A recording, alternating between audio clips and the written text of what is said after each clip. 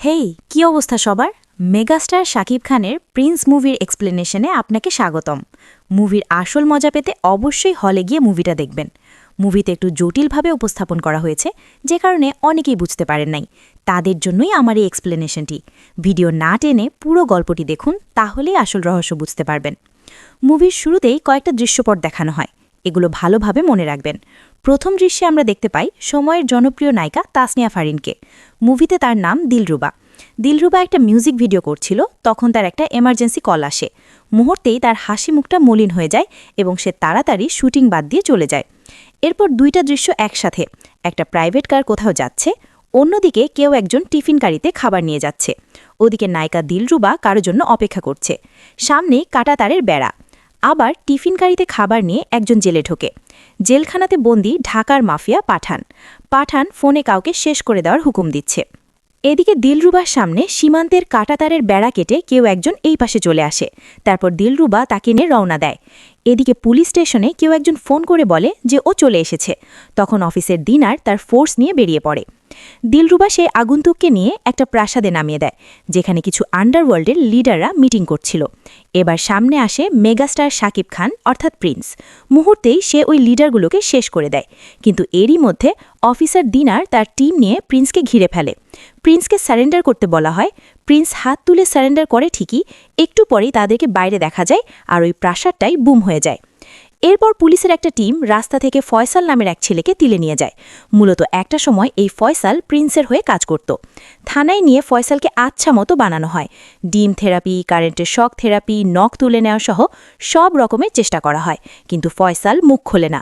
ফয়সাল বলে, আমি যদি বলেও দেই তাও আপনারা ভাইরে ধরতে পারবেন না। ভাই কি জিনিস আপনারা এখনও বোঝেন নাই। ভাই হয়তো আপনাগো মাঝেই দাঁড়ায় আছে, তাও আপনারা টের পাইতেছেন না। এরপর সেখানে আসে অফিসার দিনার। সে এসে ফয়সালের ব্রেন ওয়াশ করে। তখন ফয়সাল প্রিন্স সম্পর্কে বলতে রাজি হয়। ফয়সাল বলা শুরু করে, ভাইয়ের লগে আমার প্রথম দেখা হয়েছিল ট্রেন স্টেশনে। আমি তখন পকেটমার আসিলাম। একদিন ধরা খাইয়া মানুষ আমারে আচ্ছা মতো কিলাইতেছিল। ভাই তখন আইসা আমারে জানে বাঁচাইল। বড় ভাইয়ের লগে কথা বইলা জানতে পারলাম তার নাম ইব্রাহিম। ঢাকা শহরে ভাইয়ের যাওয়ার কোনো জায়গা নাই, তাই আমি তারে আমার উস্তাদের কাছে নিয়ে গেলাম। উস্তাদ ভাইয়ের থাকার জায়গা কইরা দিলেন। উস্তাদের একটা বোন আসিল, দিলরুবা। দিলরুবা একটা বারে ডান্স করত। সে ভাইরে ওই বারে একটা চাকরি জোগাড় করে দেয়। তো একদিন যখন দিলরুবা ডান্স করছিল, তখন শহীদ কমিশনারের ছেলে বারবার দিলরুবাকে দুষ্টু টাচ করছিল।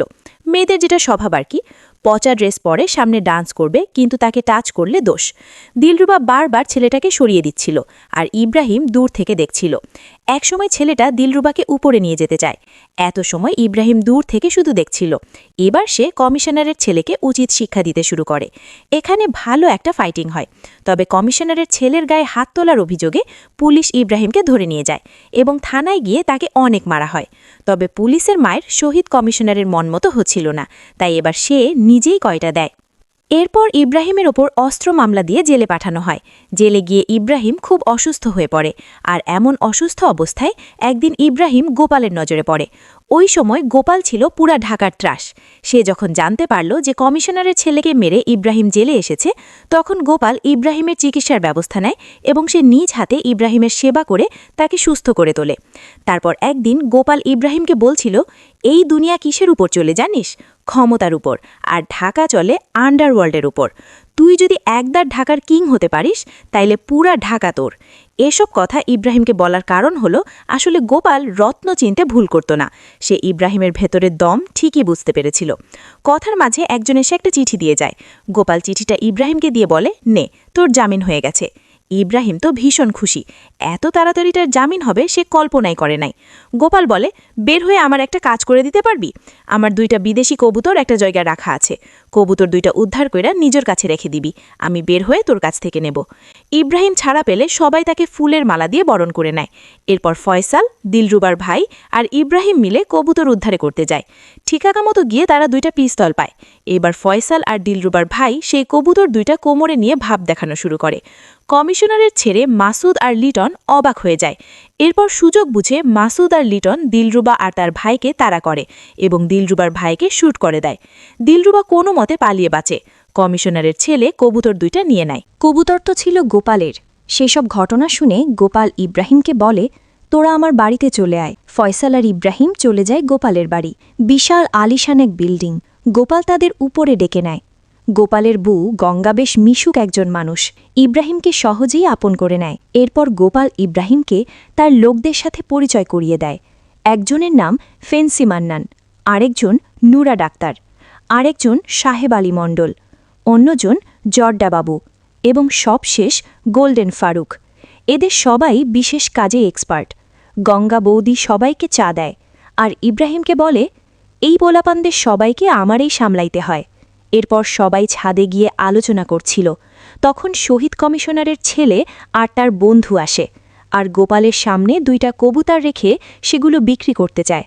গোপাল একটা কবুতর নিয়ে চেক করে দেখে সেখানে জি লেখা। গোপাল মুচকি হেসে বলে, জি ফর কি জানো ভাতিজা? জি ফর গোপাল, আর সেই গোপাল আমি। আসলে এগুলো সেই কবুতর যেটা দিলরুবার ভাইকে মেরে তারা নিয়েছিল। কমিশনারের ছেলে বুঝতে পারে তারা ভালোভাবে ফেসে গেছে, তাই তারা পালানোর চেষ্টা করে। এখানে 2 পক্ষের মধ্যে তুমুল গোলাগুলি শুরু হয়। ওই 2 জন প্রায় পালিয়েই যাবে। তখন তাদের সামনে আসে ইব্রাহিম। এবার ইব্রাহিমকে দেখেই তাদের মনে পড়ে যায় সেদিন ক্লাবে ইব্রাহিম তাদের কিভাবে মেরেছিল। তাই তার ভয়ে 2 জনের হাত থেকে কবুতর পড়ে যায়। তবে তারা বাঁচার জন্য ফাইটিং শুরু করে। তখন ইব্রাহিম 2 জনকেই শ্যুট করে দেয়। 2 জনই মারা যায়। টিভি নিউজে বলা হচ্ছিল সন্ত্রাসীদের দুপক্ষের সংঘর্ষে 2 জন মারা গেছে। ধারণা করা হচ্ছে ওই 2 জনকে যে মেরেছে তার নাম ইব্রাহিম। একজন বৃদ্ধ মহিলা এই খবর শুনে চোখে পানি চলে আসে। তখন পাশ থেকে একজন বলে, তুমি যার জন্য চোখের জল ফেলছ ও তোমার কেউ না। ফয়সাল পুলিশকে বলছিল, কমিশনারের ছেলে মারার ঘটনায় আন্ডারওয়ার্ল্ডে তোলপাড় শুরু হয়ে গেল। গোপাল গোপনে ইব্রাহিমকে ট্রেনিং দেওয়া শুরু করল। দেখা যায় গোপালের শেখানোর আগেই ইব্রাহিম আরও ভালোভাবে নিশানা করতে পারে। ইব্রাহিমের একটা অসাধারণ দক্ষতা ছিল, সে 2 হাতে সমান তালে কবুতর চালাতে পারে। পাশাপাশি গোপাল ইব্রাহিমকে ঢাকার গল্প বলতে থাকে। আমি কার লগে কাজ করি জানোস? পাঠান, আফগানি পাঠানের লগে। এই পুরা ঢাকার নিয়ন্ত্রণ এখন তার হাতে। একসময় সে পুরান ঢাকার কসাইয়া ছিল, আর এখন সে পুরো ঢাকার বাদশা। তুইও পারবি, তোর মধ্যে দম আছে। এরপর দেখা যায় পাঠানকে। বিশাল এক কবুতরের চালান আসে তার কাছে, বক্স ভর্তি বিদেশি কবুতর। পাঠান সেগুলো চেক করে দেখছিল। ঠিক তখন পুলিশের একটা টিম তাদেরকে ঘিরে ফেলে। পাঠানের লোকেরা প্রতিরোধ করতে চাইলেও একে একে সবাই শেষ হয়ে যায়। পুলিশ পাঠানকে ঘিরে ধরে। ঠিক এ সময় গ্র্যান্ড এন্ট্রি নেয় ইব্রাহিম। একে একে সবাইকে শেষ করতে থাকে। পাঠান শুধু অবাক হচ্ছিল, এই ছেলে আবার কে? একসময় ইব্রাহিম 2 হাতের সামনে পিছনে শ্যুট করে দেয়, আর এই দৃশ্য দেখেই পাঠান চমকে যায়। সে শুধু হা করে ইব্রাহিমকে দেখছিল। এরপর বাকি থাকে একজন। তাকে ধরে পাঠানের কাছে আনা হয়। যেহেতু পাঠান একসময় কসাই ছিল, তাই সে সেভাবেই ওই লোকটাকে মারে। এবার পাঠান ইব্রাহিমের তারিফ করে বলে, একদম শাহজাদার মতো দেখতে। কে রে তুই? উড়ে এসে আমার জান বাঁচালি। গোপাল খুশি হয়ে বলে, ওকে আমি তৈরি করছি দাদা, নাম ইব্রাহিম। পাঠান বলে, এত সাহসী আর শাহজাদার মতো দেখতে, ওর নাম ইব্রাহিম মানায় না। আজ থেকে আমি তোর নাম রাখলাম প্রিন্স। প্রিন্সও খুশি হয়। পাঠান প্রিন্সকে একটা বাসা ভাড়া করে থাকার জন্য দেয়। এবার সামনে আসে এই গল্পের নায়িকা সোনিয়া। প্রিন্স যে বাসায় থাকে ওই বাসার বাড়িওয়ালার মেয়ে। সোনিয়া ছাদ থেকে কাপড় আনছিল। এদিকে প্রিন্স রুমে কথা বলছিল। গোপাল জানতে চায় নতুন বাসা পছন্দ হয়েছে কিনা। প্রিন্স বলে হ্যাঁ। পাশ থেকে গঙ্গা বৌদিও প্রিন্সের খোঁজ খবর নেয়। এবার প্রিন্স বলে, শোনো দাদা, টাকার বিনিময়ে আর ওই পাঠানের কাজ করা যাবে না। এবার থেকে আমাদের এলাকার ভাগ দিতে হবে। কথাটা শুনে গোপাল চুপসে যায়, কারণ এই কথা পাঠান জানলে খবর আছে। গোপাল কিছু না বলে ফোন কেটে দেয়। ওদিকে সোনিয়া কাপড় নেওয়ার সময় তার একটা দুষ্টু জিনিস নিচে একদম প্রিন্সের রুমের সামনে পড়ে। সোনিয়া তো ভীষণ বিব্রতকর অবস্থায় পড়ে যায়। সেটা তোলার চেষ্টা করার সময় আরও 2-1টা কাপড় পড়ে যায়। তখন প্রিন্স সামনে এসে দেখে এই অবস্থা। সোনিয়ার লজ্জায় আড়ালে লুকায়। প্রিন্স কাপড়গুলো নিয়ে ভেতরে রেখে দেয়। একটু পর সোনিয়ার বোন এসে দরজার নক করে আর বলে যে আমাদের কাপড় নিতে এসেছি। মেয়েটা সোজা ভেতরে ঢুকে কাপড়গুলো নিয়ে যায়। যাওয়ার পর সোনিয়া তাকে কাছে নিয়ে জিজ্ঞেস করে, আচ্ছা লোকটা বিবাহিত না অবিবাহিত রে? বোন বলে, সেটা আমি কি করে জানব? সোনিয়া বলে, রুম দেখে বোঝা যায় না? বোন বলে, রুমে তো মেয়েদের কিছু নাই। বোঝা যায় সোনিয়ার মনে লাড্ডু ফুটছে। গোপাল প্রিন্সকে নিয়ে পাঠানের সাথে দেখা করতে যায়। পাঠানের 4 ছেলে। সে সবার কাছে বলে, এই সেই প্রিন্স যে আমার জান বাঁচিয়েছে। পাঠান প্রিন্সের সাহস আর চেহারার তারিফ করে। তখন প্রিন্স খুশি হয়ে হাত মেলানোর জন্য হাত বাড়ায়, কিন্তু পাঠান হাত মেলায় না, যে কারণে প্রিন্সের মনেও ক্ষোভ জমা হয়। পাঠানের যান বাঁচানোর জন্য সে গোপালকে ২০ লাখ টাকা দেয়। গোপাল বলে, একটা কথা বলতে চাই দাদা, ঢাকার কাকরাইল এলাকাটা আমাদের দিয়ে দেন। এই কথা শুনে পাঠানের ছেলেরা উত্তেজিত হয়ে যায়। পাঠান তাকে শান্ত করে গোপালকে অপমানজনক কথা বলতে থাকে। গোপাল বিদায় নিয়ে চলে যায়। বাইরে গিয়ে আফসোস করে বলে, তোর বৌদি আগেই কইছিল পাঠান এলাকা দিতে রাজি হবে না, শুধু শুধু কথাটা বলে অপমান হলাম। প্রিন্স বলে, পাঠান এলাকা দেয়ার কে? আমাদের যে এলাকা পছন্দ হবে আমরা নিজেরাই কবজা করে নেব। প্রিন্স গোপালের লোকদের দায়িত্ব দেয়, একজন কবুতর সংগ্রহ করবে, একজন পোলাপান জোগাড় করবে। ফেন্সি মান্নান বলে, আমরা না হয় জোগাড় করলাম, পরে গোপালদা আবার পোল্টি মারবে না তো? গোপাল কিছু না বলে চলে যায়। প্রিন্স ফয়সালকে বলে, আমার মার কোনো খোঁজ পেলি? ফয়সাল বলে, গ্রামে গেছিলাম, শুনলাম তারা ঢাকা চলে আসছে। প্রিন্স অবাক হয়ে বলে, ঢাকার কোথায় আসলো? প্রিন্স তাকে দায়িত্ব দেয় মাকে খুঁজে বের করার জন্য। এরপর একদিন প্রিন্স বাইক নিয়ে ফিরছিল, তখন সোনিয়া তাকে থামায় আর জিজ্ঞেস করে, আমারে চিনছেন? প্রিন্স বলে, না। সোনিয়া বলে, আরে আপনি আমার উপরে থাকেন। প্রিন্স বুঝতে পারে না। সোনিয়া আবার বলে, সরি, আমি আপনার উপর তলায় থাকি, আপনি কি বাসায় যাচ্ছেন? প্রিন্স বলে, হ্যাঁ। সোনিয়া ডুম করে তার বাইকে উঠে পড়ে আর বলে, কলেজ শেষ, আমিও বাসায় যাব, চলেন। যেতে যেতে সোনিয়া কিচির মিচির করে অনেক কথা বলতে থাকে। তখন প্রিন্স তাকে লুকিং গ্লাসে দেখে। বাসা পাওয়ার আগেই সোনিয়া হঠাৎ থামতে বলে। প্রিন্স বলে, বাসা তো পাই নাই। সোনিয়া ব্যাগ থেকে বোরখা বের করে বলে, এভাবে বাসায় গেলে আব্বা আমাকে পাটায় পিষে ভর্তা করে ফেলবে। সোনিয়া বোরখা পরে বলে, আপনি এবার যান, আমি রিকশা নিয়ে চলে যাব। বাসায় ফিরে সোনিয়া প্রিন্সের কথাই ভাবছিল। এই অল্প দিনে প্রিন্সের সাথে দেখা হওয়ার মুহূর্তগুলো মনে করছিল। এরপর সে প্রিন্সকে ফোন করে বলে, আমাকে নিয়ে একটু শপিংয়ে যাবেন? প্রিন্স না করে। সোনিয়া বলে, না করতেছেন কেন? একটা সুন্দর মেয়ে কেউ না করতে পারে? প্রিন্স রাজি হয়ে যায়। ওদিকে ফেন্সি মান্নান প্রিন্সকে বারবার ফোন করলেও প্রিন্স ফোন রিসিভ করছিল না, কারণ প্রিন্স তখন শপিং মলে। সোনিয়া লিফট থেকে পড়ে যাচ্ছিল, প্রিন্স তাকে ধরে থালে। সোনিয়ার মতো আধুনিক মেয়ে লিফটে উঠতে পারে না, ব্যাপারটা হাস্যকর। ওদিকে গোপেলরা প্রিন্সকে বারবার ফোন করে, প্রিন্স ফোন কেটে দেয়। সোনিয়া ভেতরে শপিং করায় ব্যস্ত। সে একটা জিন্স প্যান্টের দাম জিজ্ঞেস করে, যেটার দাম ৫,০০০ টাকা। দাম শুনেই সোনিয়া বাইরে চলে আসে। তখন প্রিন্স তাকে আবার ভেতরে নিয়ে প্যান্টটা কিনে দেয়। গোপাল আবারও ফোন দেয়। প্রিন্স ফোন ধরে বলে, দাদা, আমি ১০ মিনিটের মধ্যে আসতেছি। তখনই সোনিয়া বলে, আপনি আমারে এতগুলো টাকা ধার দিলেন, আমি আপনারে খাওয়াতে চাই। প্রিন্স বলে, অন্য একদিন। কিন্তু সোনিয়া নাছোড় বান্দা। তারা একটা রেস্টুরেন্টে গেলে সোনিয়া বলে, তাই বলে আমারে এত বড় জায়গা নিয়ে এলেন? আমার কাছে তো এত টাকা নাই। প্রিন্স বলে, সমস্যা নাই, আপনি বসেন। প্রিন্স তাকে বসিয়ে বলে, আপনি ২ মিনিট এখানে বসেন, আমি একটু আসতেছি। এই বলে প্রিন্স চলে যায়। প্রিন্সের কথা মতো বিপুল পরিমাণ কবুতর রেডি করে গোপালরা অপেক্ষা করছিল। ওদিকে ওয়েটার এসে সোনিয়ার টেবিল ভর্তি খাবার রাখতে থাকে। সোনিয়ার টেনশন বাড়তে থাকে। এদিকে প্রিন্স বলে, পাঠানের মতো শিয়ালকে মারার জন্য আমাদের ভাইপাররাই যথেষ্ট। আজ থেকে আমাদের দলের নাম ব্ল্যাক ভাইপার। এরপর প্রিন্সের লোকেরা মাঠে নেমে পড়ে, ঢাকার অলিগলিতে থাকা পাঠানের লোকেদের শেষ করতে থাকে। এদিকে প্রিন্স রেস্টুরেন্টে চলে আসে। সোনিয়া বলে, কই ছিলা তুমি? আর একটু হলে তো আমার জান চলে যাচ্ছিল, আমাকে দুনিয়ার খাবার খেতে দিছে। প্রিন্স বলে, খাবারগুলো আমিই তোমার জন্য অর্ডার দিয়ে গেছিলাম। পাঠান খাবার আগে আল্লাহর দরবারে মোনাজাত করে নেয়। এরপর যখন সে খাবার খাচ্ছিল, তখন তার ছেলেরা খুব উত্তেজিত ছিল, কারণ প্রিন্স খুব বাড়াবাড়ি শুরু করছে, তাদের অনেক লোককে মেরে দিয়েছে।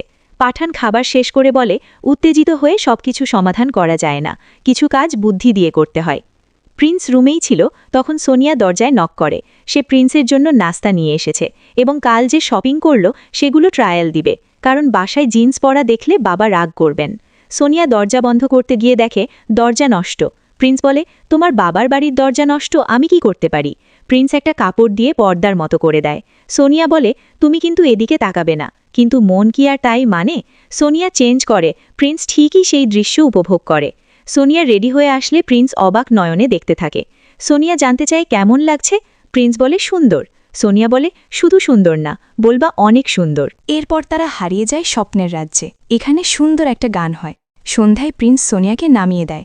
যাওয়ার আগে কপালে একটা আদর দিয়ে দেয়। এই দৃশ্য আবার সোনিয়ার বাবা দেখে ফেলে। সে সোনিয়াকে খুব বকাঝকা করে আর বলে যে ৭ দিনের মধ্যে তাকে অন্য জায়গায় বিয়ে দিবে। সোনিয়া বলে, আমি ওরে ছাড়া কাউরে বিয়ে করতে পারবো না। বাবা তখন একটা থাপ্পড় বসিয়ে দেয়। এদিকে পাঠান গোপালকে ফোন করে বলে, কাজটাকে তুমি ঠিক করতাছো? প্রিন্স নতুন, তুমি পুরনো লোক, তুমি তো আমার সম্পর্কে জানো। গোপাল বলে, আপনি দেখি সেই পুরনো আমলেই পইরা আছেন, সেই দিন কি আর আসে? পাঠান এবার আলোচনার জন্য সামনাসামনি বসতে চায়। গোপাল বলে চাইলে তো বসা যায়ই, কিন্তু জামিন ছাড়া আমি বসব না। গোপাল পাঠানের ভাইকে জিম্মা হিসাবে চায়। যখন তারা মিটিং করবে তখন পাঠানের ভাই গোপালের জিম্মায় থাকবে। পাঠান রাজি হয়ে যায়। এদিকে সোনিয়া হঠাৎ ব্যাগপত্র গুছিয়ে প্রিন্সের কাছে এসে বলে, আব্বা আমার বিয়া ঠিক করে ফেলছে, আমি তোমারে ছাড়া কাউরে বিয়া করব না। প্রিন্স চুপ করেছিল। তখন সোনিয়া তাকে বোঝায় সে তাকে কত ভালোবাসে। প্রিন্স রাজি হয়ে যায় আর সোনিয়াকে নিয়ে বেরিয়ে পড়ে। ওদিকে গোপাল পাঠানের সাথে মিটিং করতে যাবে। তার বউ পুজো দিয়ে বিদায় দেয়। গোপাল ছেলেকে বলে, আমি এসে তোমাকে আদর করব বাবা। এরপর প্রিন্সকে ফোন করে বলে, আমি যাচ্ছি, তুই আস্তে ধীরে চলে আয়। এরপর সবাই মিলে রওনা দেয়।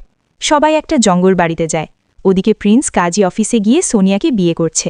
কাজী সাহেব বিয়ে পড়ান, সোনিয়া কবুল বলে। এদিকে গোপালরা বাড়িতে ঢোকার সাথে সাথেই কিছু বুঝে ওঠার আগেই পাঠানের লোকেরা সবাইকে শেষ করে দেয়। বাকি থাকে শুধু গোপাল।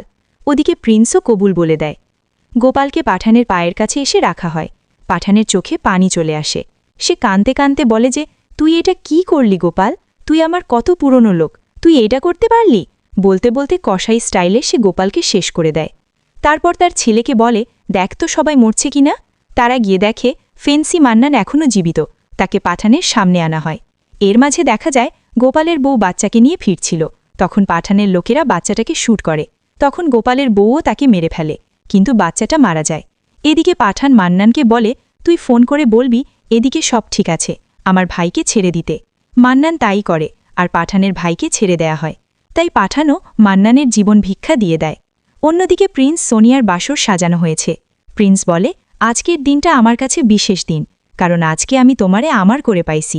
এই বলে দুজন দুষ্টু কাজের প্রস্তুতি নেয়। ধীরে ধীরে কাঁধ হয়ে পড়ে দুজন। প্রিন্স যখনই সুধা পান করবে তখন তার একটা ফোন কল আসে। ফোন রিসিভ করেই চমকে যায় সে। তারপর সোনিয়াকে বলে, আমার এক্ষুনি যেতে হবে, আমি এসে তোমাকে সব বলবো। এই বলে বেরিয়ে যায় প্রিন্স। সে গোপালের বাড়ি গিয়ে দেখে সারি সারি বডি রাখা হয়েছে। গোপালের বউ কেঁদে কেঁদে সব জানায়। প্রিন্স চিৎকার করে দোষ দেয় পাঠান, মাদার টোস্ট। প্রিন্স সোনিয়াকে গোপালের বাড়ি নিয়ে আসে। গোপালের ব্যাপারে সব খুলে বলে, কিভাবে শুরু থেকে গোপাল তাকে সাহায্য করেছিল। এখন প্রিন্স সেই প্রতিশোধ নিবে। তাই সোনিয়াকে গোপালের বউ গঙ্গার কাছে রেখে যাবে। প্রিন্সের সাথে থাকলে সোনিয়াও বিপদে পড়বে। সোনিয়া প্রিন্সের সাথেই থাকতে চায় আর জিজ্ঞেস করে, তুমি কি এমন ব্যবসা করো যে ব্যবসায় এত রিস্ক? প্রিন্স চুপ করেছিল। তখন বৌদি এসে বলে, শোন, কখনো ভাবিস না তুই একা, আমি সব সময় তোর পাশে থাকব। প্রিন্স ফেন্সি মান্নানকে রেখে যায় সোনিয়াদেরকে দেখে রাখার জন্য। এরপর শুরু হয় প্রিন্সের তাণ্ডব।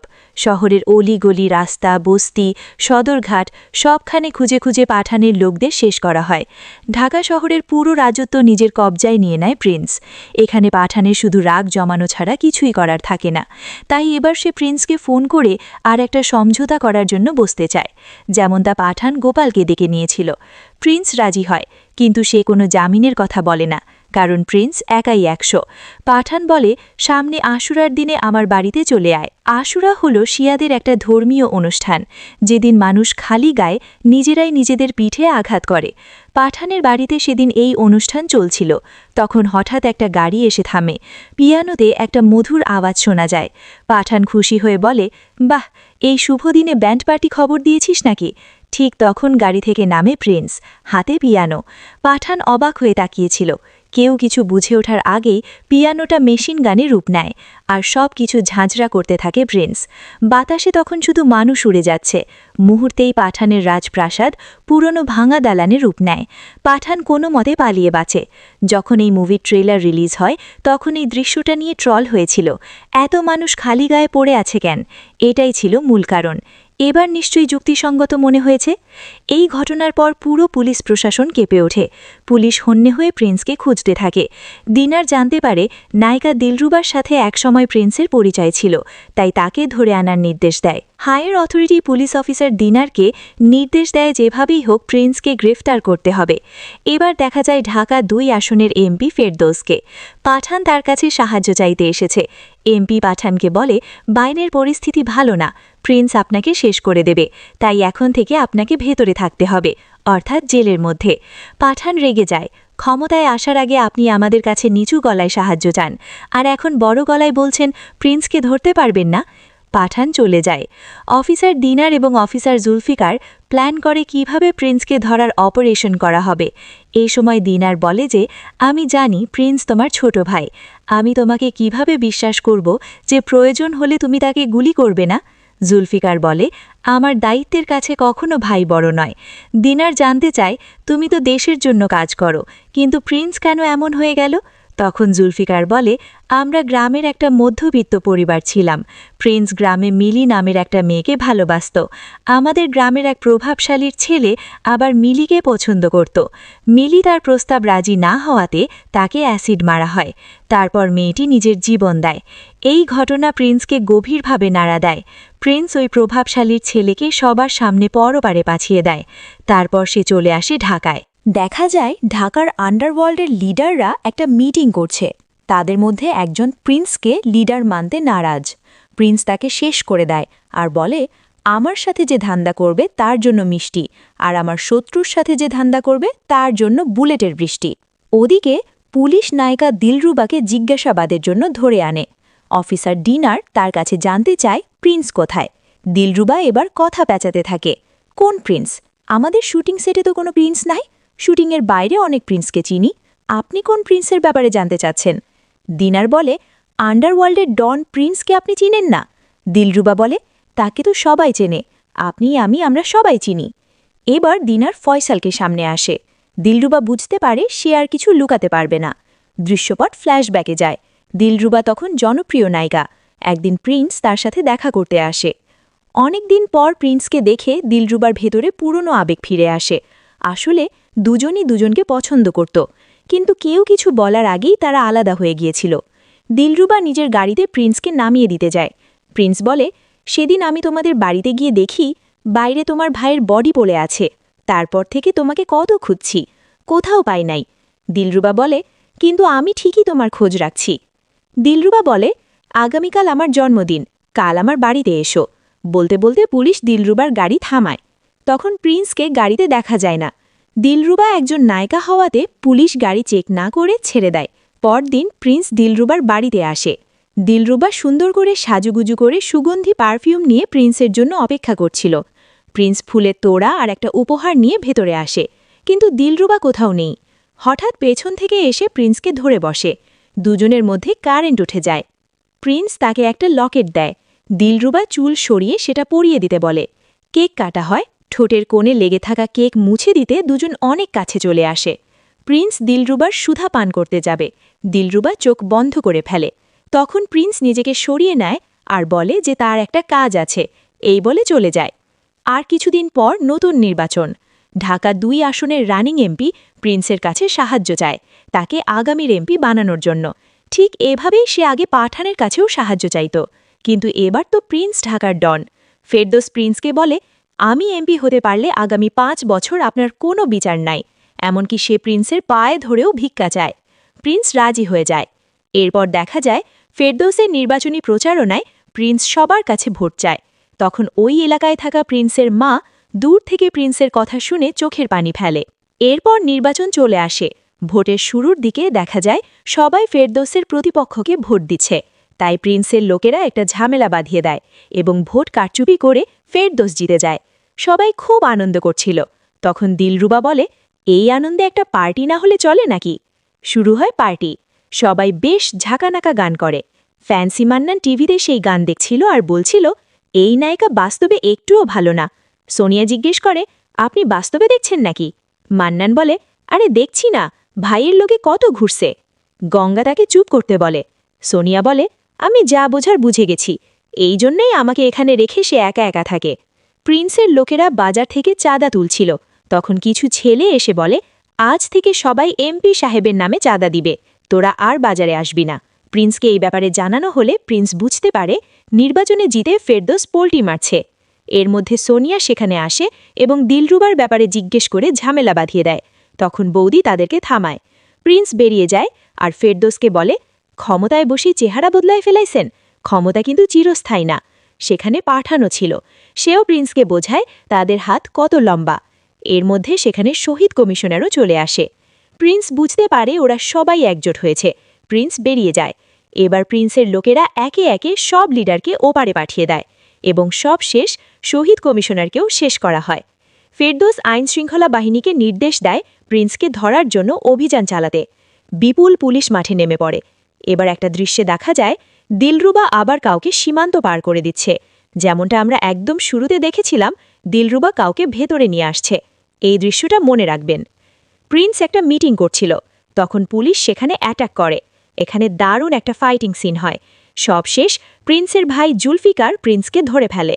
জুলফিকার বলে, আত্মসমর্পণ করো, নইলে গুলি করতে বাধ্য হব। প্রিন্স হেসে বলে, পারলে করে দেখাও। প্রিন্স চলে যায়। জুলফিকার কিছুই করতে পারে না। হাজার হোক ভাই তো।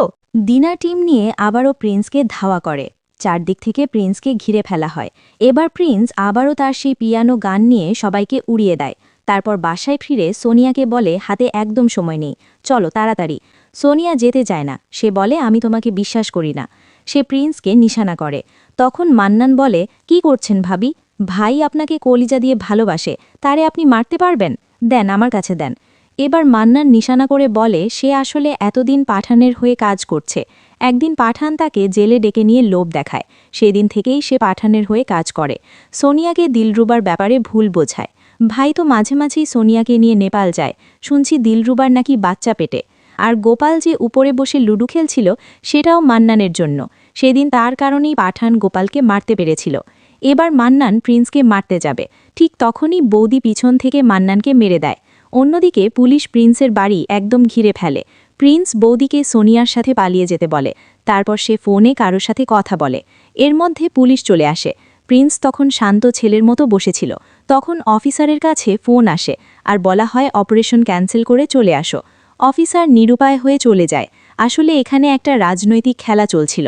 ফেরদৌস কাউকে ফোন করে বলে, যত টাকা লাগুক দেব, প্রিন্সকে ধরা যাবে না। আবার পাঠান ফেরদৌসকে ফোন করে রাগ করে, প্রিন্সকে কেন ধরা হলো না? ফেরদৌস বলে, আমি তো এই ব্যাপারে কিচ্ছু জানি না। প্রিন্স তার মায়ের সাথে দেখা করে। মায়ের পা জড়িয়ে ধরে বলে, এই জীবন আমার আর ভালো লাগছে না মা, তুমি আমার সাথে চলো, আমি এই সব ছেড়ে দেব। মা রাজি হয়ে যায়। প্রিন্স মাকে নিয়ে বেরিয়ে পড়ে। কিন্তু রাস্তায় পুলিশ প্রিন্সকে ধরে ফেলে। এবার আর কিছু করার থাকে না, বাধ্য হয়ে ধরা দিতে হয়। দিনার জুলফিকারকে বাহবা দেয়। এরপর তাকে নিয়ে যাওয়া হয়। এ সময় একজন দিনারকে ফোন করে বলে, প্রিন্সকে শাস্তি দেওয়া যাবে না, কারণ কেউ ওর বিরুদ্ধে সাক্ষী দেওয়া সাহস করবে না। তাই একটা নাটক সাজিয়ে ওকে ওপারে পাঠিয়ে দাও। দিনার গাড়ি ঘুরিয়ে নেয়। প্রিন্সের মা কান্নায় ভেঙে পড়ে। জুলফিকার বলে, ও কখনোই তোমার সন্তান ছিল না মা। দিনার প্রিন্সকে গাড়ি থেকে নামিয়ে তার গান পয়েন্টে রেখে বলে, আমি একবার যার পিছনে লাগি তাকে ওপারে পাঠিয়েই ছাড়ি। এই বলে প্রিন্সকে শ্যুট করে দেয়। এই দৃশ্যটা বেশ হার্ট টাচিং ছিল। নিচে পড়ে যেতে যেতে প্রিন্সের চোখে তার পুরনো দিনগুলো ভেসে ওঠে।